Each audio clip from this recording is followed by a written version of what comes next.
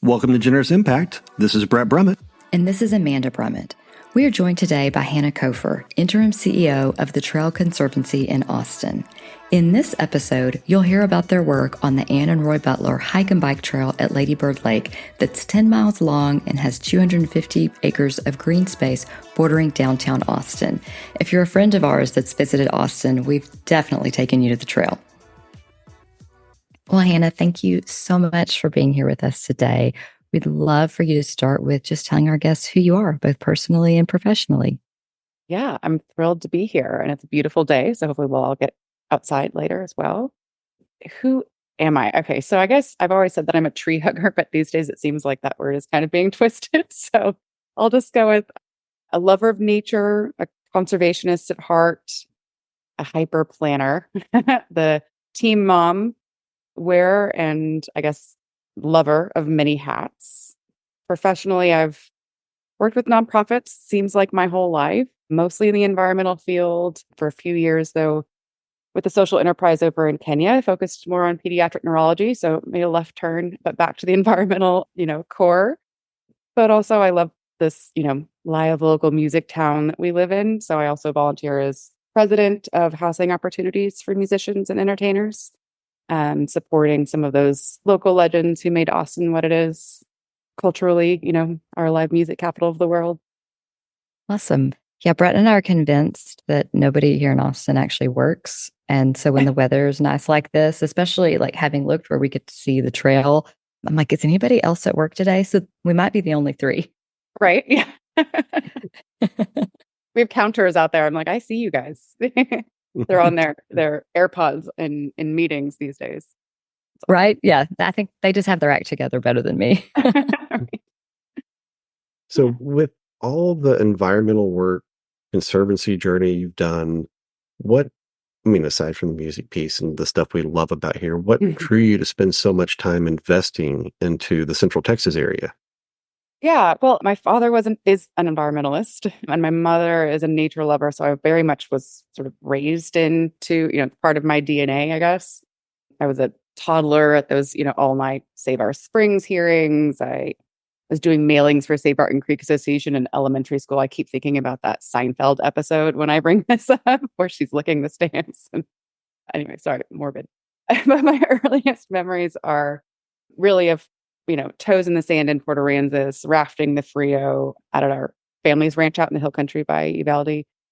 And it's a special kind of privilege.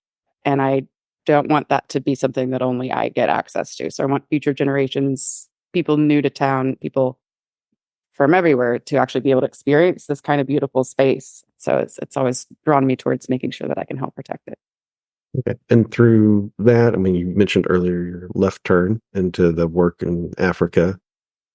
Is that something that now informs what you do here, or is it just two separate experiences?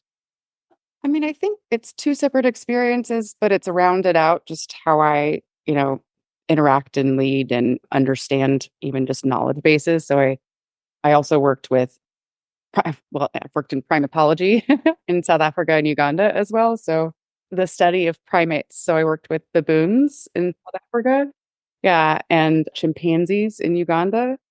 And that kind of set me into working with geographic information systems and having that kind of research base, like the factual base of a lot of the work that I do. And I love that piece. Incredible. Well, let's actually get into the Trail Conservancy now. So, Brett and I've lived right on the trail for several years and have been regular users. And we thought it was super cool and great way to get around Austin, either by foot or on bike. But then when I actually dove into your organization, Hanna, I was blown away by all the things that you guys do, the scope of your projects. This is not just an urban trail for human enjoyment. There is way more to it. So I would love for you to tell our listeners about the projects, the restoration work, and the education that you guys do, and that it's not just something fun for us. But it's still something fun for us too. It's so fun. No, the trail is iconic Austin. It's what we lead with a lot of times when we talk about ourselves as a green city. It's the visual, that comes up. So being from Austin, getting to work for the trail and, Austin as our trail loving community, it's a dream. Like, I mean, frankly, it still blows me away, really, the scope of everything that we do. The organization itself is 21. We just turned 21 this year. We get to legally have our margaritas for our margarita run. But we really used to be focused on kind of like capital projects, bathrooms, boardwalks, bridging the gap, sometimes very literally, between, what the trail deserves and what the city could afford, frankly. So we were doing that for years. We would, work with the community to figure out what was wanted, what does that look like, go out, fundraise for it, through memberships and, companies and everybody else that, really loves the space. And then we would go back to the city, say, this is what we want to build. This is how we're going to do it. They say, go forth. And we would build it, but then, obviously hand the keys back over to the city because it is, it's parkland, it's for the city. But after so many years of that, we kind of created even more for the city to be maintaining. And so it was hard for them already to be keeping up with this space that gets loved and loved more and more. I think I saw statistics the other day that like increase in use since the beginning of the pandemic is up like 83%. So we're on par with like the Grand Canyon as far as the number of visits to the space. I know it's crazy. Like visits locally or tourists that come and go to the trail? Like, does that Both. become part of the tourist I haven't destination shelled now? out the funds yet to pay for like the fancy cell phone based visitor Mhm. data. I would say it's mostly locals. That would be my assumption. Although I do think a lot of people, especially that are staying in hotels and places along the lake, sort of more naturally find it. It always blows my mind when people say they just recently discovered the trail. I got a lot of that during the pandemic. Kalu James, a phenomenal local artist, discovered the trail during the pandemic, and he, lived in Bolden. I'm like, it's right there. But you don't really think about it. You take it for granted. And now, of course, he rides his bike on the entire 10-mile loop every week. It's very impressive. So we were kind of that bridge, that gap for the community for a long time. And we still are. We still are working on some bigger projects to sort of bring the community's vision to life. But there was a moment where we kind of looked at thinking about the long-term sustainability of the land itself. How do we sustain a shoreline with an Austin that's growing up around this space? The water is flowing faster into the lake, the shoreline's receding. How can we be a better partner to the city in actually maintaining the space? So we started having conversations about shifting to what's called a conservancy model, which is basically where you create a partnership where, a nonprofit typically, it's a public-private partnership where a nonprofit would step in to sort of alleviate some of the maintenance and operations from, the municipality, in this case, the city of Austin.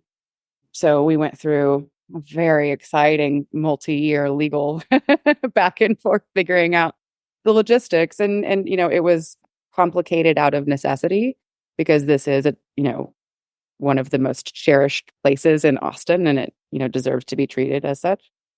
So we figured out sort of a way that we could step up and really help the Parks Department mostly, but also, watershed protection. There's a lot of different entities that are in the space to kind of just elevate that in a phased approach. So once we got to the end of that process, we now have this lovely agreement in hand. We call it the POMA. So I apologize if I use that acronym.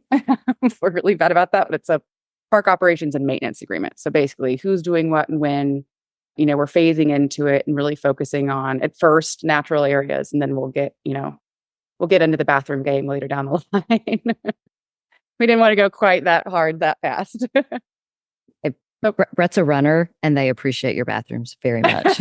Yes. Very Well, He says they're some of the best in Austin. oh yeah, they are the prettiest. I think, but that they could use a little more TLC. So we'll get to that eventually. I promise, Brett. when it's 5:15 in the morning, I can't really see what's happening, so it's a blessing. There you go. Yeah. Perfect. Yeah. So, it's been kind of great to be part of the Trail Conservancy's story as we're shifting into this. When I started, we were a team of 5, I believe, or 6. I was a 6th, and now we're 18.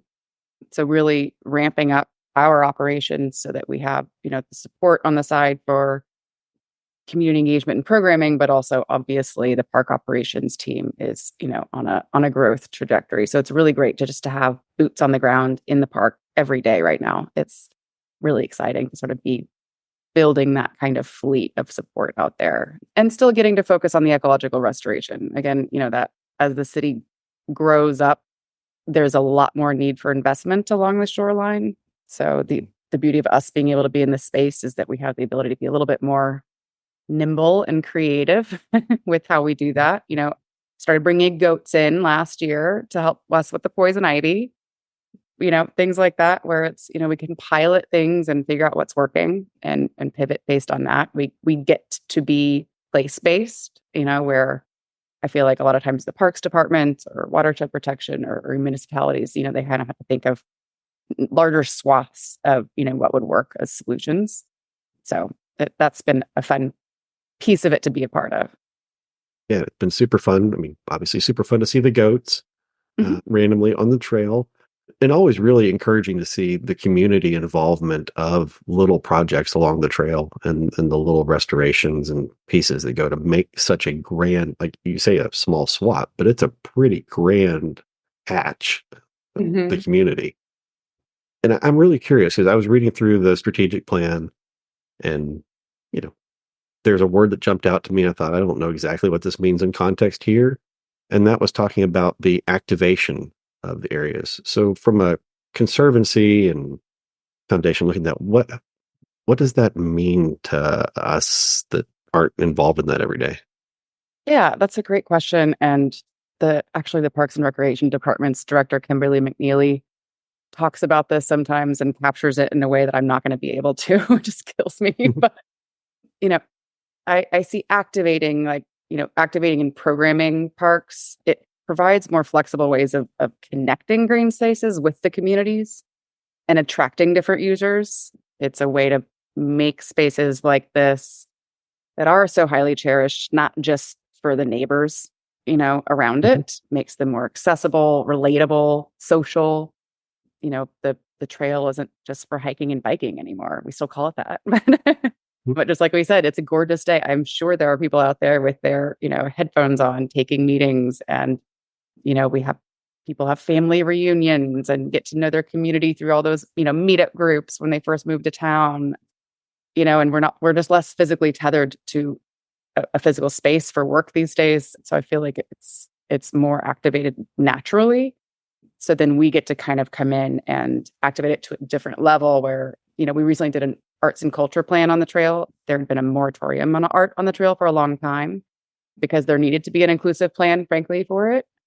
And the core vision that, that committee and that group came up with was to create like a radically welcoming space for all of Austin. And I love that, radically welcoming. Yeah, I'm going So to we're use trying to that. live into that, right? I think of it all the time.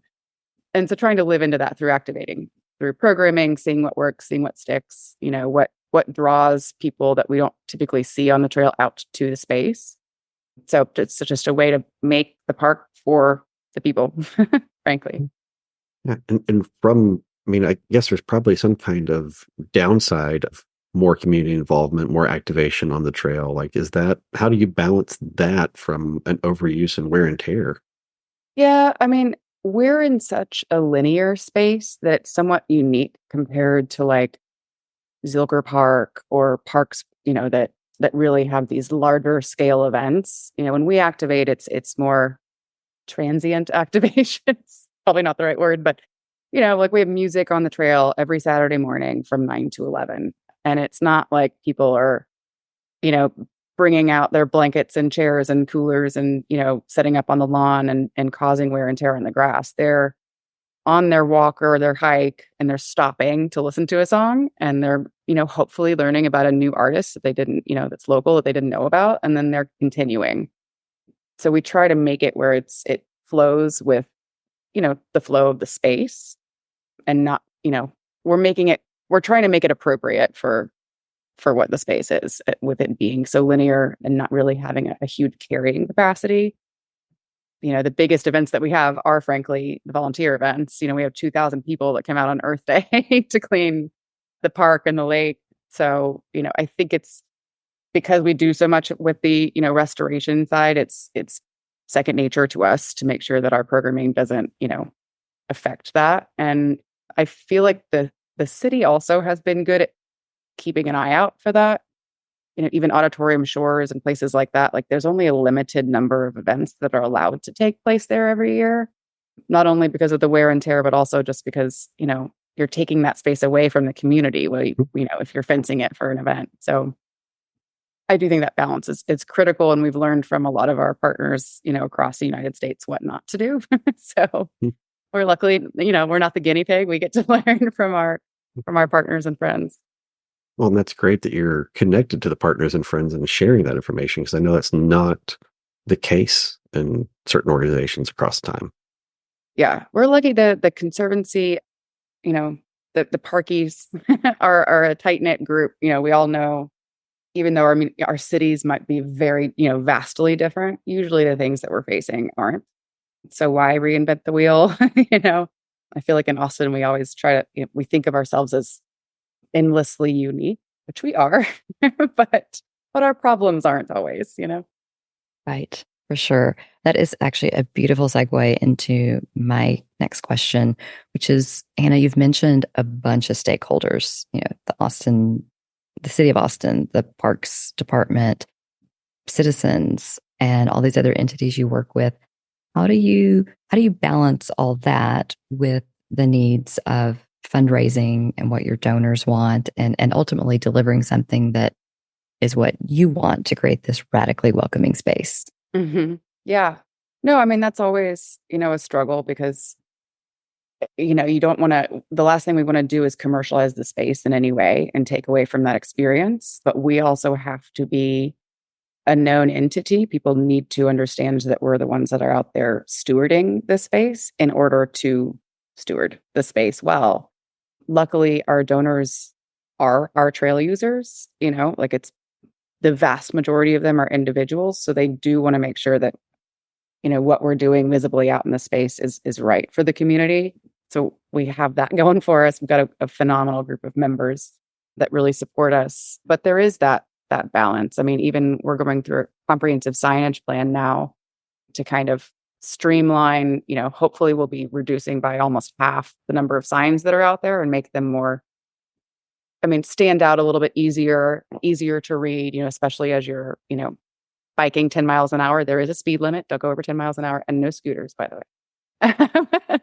But making sure that we can have our brand visible in the space, not just as a fundraising tool, but also as a tool so that people understand if they're in this space and they have something that they want to see or that they're worried about, that they will come to us and communicate with us, because we really need that in order to steward the space properly. Curious about the signage. Go on. When you talk about the reduction of signage, you're talking about the trail foundation specifically, or just the signage for those of us to use it appropriately?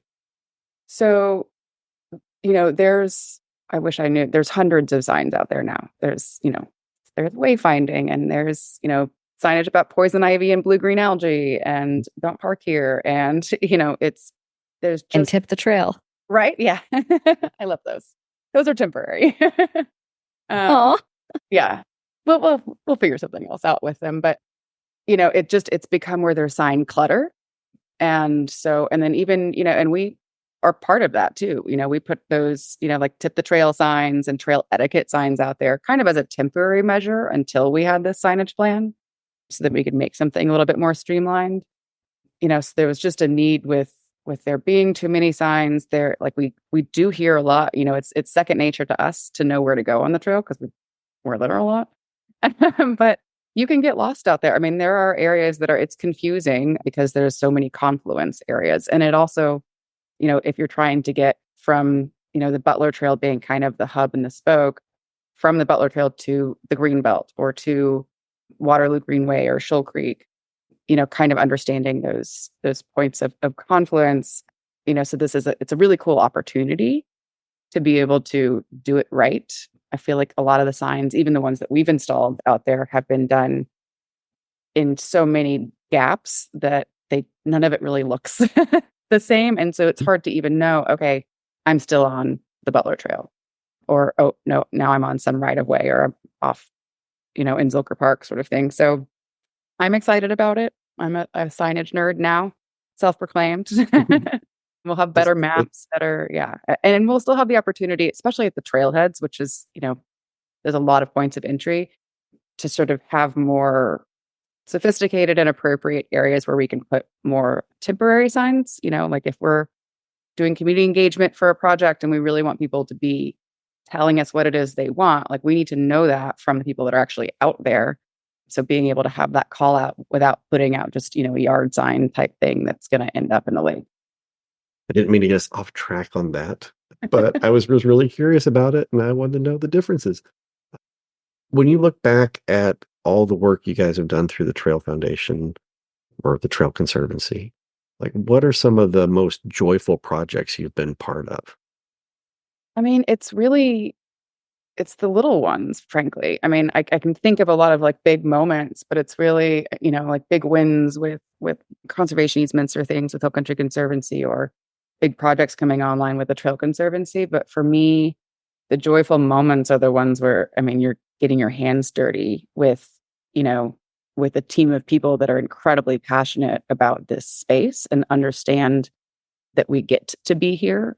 So when we, every now and then our staff will be part of the volunteer days, which is a super robust program. We have them twice a week, almost all year, but I'm not out there every time. And so when I do get to be out there, seeing people that are there with us every week, planting these urban forests and picking up the trash and hauling the mulch in the Texas sun in the middle of summer, Mm. it's that really, I mean, brings it home. Yeah, I mean, I get that part of it because while I haven't been my hands in the dirt down there, I'm on the trail and I see people I know working it in those volunteer days. And we talk later, and it's a reminder of an investment in an area we all love. And it is a beautiful thing. Yeah, it really is. It's a great community. You should fix that, Mr. Brummett, and go get your hands dirty. I should. It's planting season. You should come It out. is. Mhm. And then you'll always see the trees that you planted or whatever it is that you planted. Yeah. So, Hannah, what's next for the Trail Conservancy? Ooh, so much. Right? I mean, we're in the midst of another big sort of change in chapters, which I think is natural when there's a transition of leadership. So I am interim CEO as we are searching for our permanent CEO. Heidi Anderson came in almost 7 years ago and brought the organization to an entirely different level and put us, TTC and the trail, frankly, on the map nationally through that shift to the conservancy model, through, how strong our relationship is with our city partners, both at City Hall and on city staff. So now is an opportunity where we just get to lean in and do it better every day, continue creating that urban forest, being nimble, bringing goats, and just trying to keep up with everything that's happening trail adjacent and being in the room and making sure that we're advocating for the trail user experience and that land. There are so many externalities that are going to be affecting this space. There's I-35, there's Project Connect, there's, big developments happening in South Central waterfront and stuff. And all of that is going to affect this space that's very highly sensitive. Yeah. Is the Waterloo project one of those? Yeah. So the confluence, which is what's next for them, will kind of come out right there. We're very excited to sort of have that really gorgeous connection. Amazing. Yeah. Yeah. So you've done a lot of work. It's super inspiring to us. We get to see the result of it all the time. But for you and others in the Trail Foundation or Trail Conservancy, got to get it right. Where do you guys look for inspiration and to fill your cup, so to speak? I mean, I think that really goes back to looking at what's happening across the country in other green spaces and who's doing it right and what the lessons that they can teach us are. And across the world, frankly, but we've got a great community here. There are conferences and things where we all get to kind of come together and really, dig in on what's working. And Austin is unique in our space, but, getting to see what the possibilities are out there is really inspiring and exciting because, as we're growing, this space is going to have to evolve. So it's great to have that knowledge base out there of partner organizations like, Central Park Conservancy, Memorial Park, just across the country, frankly. Well, now, huge question. I know Amanda pointed out like the Tip the Trail project and volunteer days. What are things that our community, both locally and not locally, what can we do to help support the organization? Yeah, I mean, if you love the trail, show up for it. Don't take it for granted. As our city builds up around it, we really need the full community to continue to protect it and the parkland around it. So yes, come plant a tree with us, get your hands dirty. I mean, helping to find companies, philanthropy is shifting a lot these days. Mhm. So really helping identify philanthropic, frankly, companies that are willing to invest and understand the value of spaces like this and helping bring programs like the goats back, and of course, just, membership. It's a really great way to not only give back to a space that we all love, but also to sort of, to see your impact and to be around other trail lovers. It's just a really phenomenal community. And then again, lend us your voice. The trail is, of the people for the people kind of thing, and we need more input from people about what they want to see or not and experience in this cherished place. We want to do right by Austin. And to do that, we need to hear from them. And is the best route for that through website inquiry? Yeah. Okay. So the email list is really the easiest way. And, and then it's also just the bonus of being up to date on, all those trail reroutes that might be happening as these things come on board or what the cool things are to expect. When you see a construction fence go up, it's not always scary. We've got some great projects that are coming online. And so you just really get to see all these tasty things on the horizon. So definitely the website and social media. I would say social media is we try to keep that very up to date as far as what the conditions are actually like out there. Well, thank you so much for your time and sharing with us. And we look forward to, experiencing your investment in our community every single day. It's been great talking to you guys. Thanks for your love of the trail. I sincerely hope you enjoyed learning about the radically welcoming space that the Trail Conservancy has created right here in downtown Austin. I never knew the trail even existed before we lived here, and now it's a regular part of our daily enjoyment and how we travel to places throughout Central Austin. I recommend you check it out the next time you're here. Find them at thetrailconservancy.org.